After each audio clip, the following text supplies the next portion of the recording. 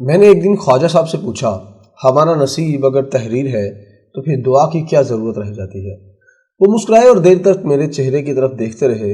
یہ سوال زیادہ تر لوگوں کے ذہن میں اٹھتا ہے اور یہ مدت تک پریشان رہتے ہیں۔ ہماری زندگی، ہماری موت، ہماری ترقی، ہماری خوشحالی، ہماری شادی، ہماری اولاد، ہمارا رزق، ہماری عزت اور ہمارا برا وقت اور ہمارے مسائل، اگر یہ تمام چیزیں ہماری پیدائش سے قبل لوح محفوظ پر درج ہو چکی ہیں، اگر ابن فلاں اور ابن فلاں کی حیات کا ایک ایک سیکنڈ درج ہے، تو پھر کوشش اور دعا کی کیا گنجائش رہ جاتی ہے؟ آپ قدرت کے فیصلے کو تسلیم کیجئے، سر نیچے کیجئے اور صابر اور شاکر رہ کر زندگی گزار دیجئے۔ آپ کو نماز کے دوران درگاہوں میں ذکر اذکار کے بعد اور خانہ کعبہ اور مسجد نبوی میں گڑ گڑا کر دعا کرنے کی کیا ضرورت ہے؟ آپ کو آنکھوں میں آنسو بھر کر بھرائی ہوئی آواز میں اپنے خالق، اپنے رب کو آواز دینے کی کیا ضرورت ہے؟ یہ سوال ہر ذہن میں اٹھتا ہے، مگر زیادہ تر لوگ گستاخی اور خوف کی وجہ سے خاموش رہتے ہیں۔ میں بھی اس سوال کا جواب چاہتا تھا۔ خواجہ صاحب ایک دن تشریف لائے تو میں نے ڈرتے ڈرتے یہ سوال ان کے سامنے رکھ دیا۔ وہ مسکرائے اور میرے چہرے کو دیر تک دیکھتے رہے اور اس کے بعد فرمایا، اللہ کا سسٹم دو حصوں میں تقسیم ہے، ایک حصہ فائنل ہے اور دوسرا حصہ آپشنل۔ فائنل سب کے لیے مشترکہ ہوتا ہے، مثلا دنیا کا ہر زیرو پیدا ہوتا ہے اور مرتا جاتا ہے۔ دنیا کے ہر انسان کو ہوا، خوراک اور روشنی چاہیے، گرمی اور سردی نبی کو بھی لگتی ہے، اور اگر پتھر نبی اکرم صلی اللہ علیہ وسلم کے جسد اطہر کو بھی لگیں تو خون بہے گا۔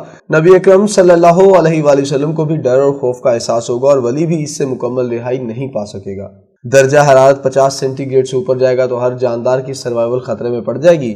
پانی آپ کو بھی چاہیے اور نبی کو بھی، کھانا آپ کو بھی درکار ہے اور نبی کو بھی، آکسیجن آپ کے لیے بھی ضروری ہے اور نبی کے لیے بھی، اور روشنی ہم سب کو بھی چاہیے اور نبی کو بھی۔ اللہ کے سسٹم میں مشرق مشرق رہتا ہے اور مغرب مغرب، اور اللہ تعالیٰ یہ سسٹم کسی کے لیے تبدیل نہیں کرتا۔ ہم سب اس سسٹم کو فائنل جان کر اس کے ساتھ سمجھوتے پر مجبور ہوتے ہیں، جبکہ دوسرا حصہ آپشنل ہے۔ یہ حصہ اللہ تعالیٰ کی نوازشات پر مبنی ہے۔ اللہ رزق ہر جاندار کو دیتا ہے۔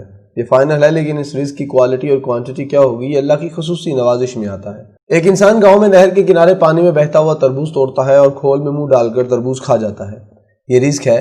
دوسرا انسان کو 5 اسٹار ہوٹل میں باوردی بیرا، انتہائی شاندار ماحول میں قیمتی ڈائننگ ٹیبل پر اور چمکتی سفید پلیٹ میں تربوز پیش کرتا ہے، اور وہ فرانس کے کانٹے کے ساتھ تربوز کی کاشیں کھاتا ہے۔ یہ اللہ کی مہربانی، اس کی نوازش ہوتی ہے۔ ایک شخص بدن پر چیتھرے لپیٹ کر گاؤں کے جوہڑ میں نہاتا ہے اور پانی سے باہر آتا ہے تو اس کی جسم پر غلاظت لگی ہوتی ہے، اور دوسرا 5 اسٹار ہوٹل کے سوئمنگ پول میں صاف پانی میں غوطہ زنی کرتا ہے، اور جب پانی سے باہر آتا ہے تو اسے گرم تولیہ اور سفید گاؤن پیش کیا جاتا ہے۔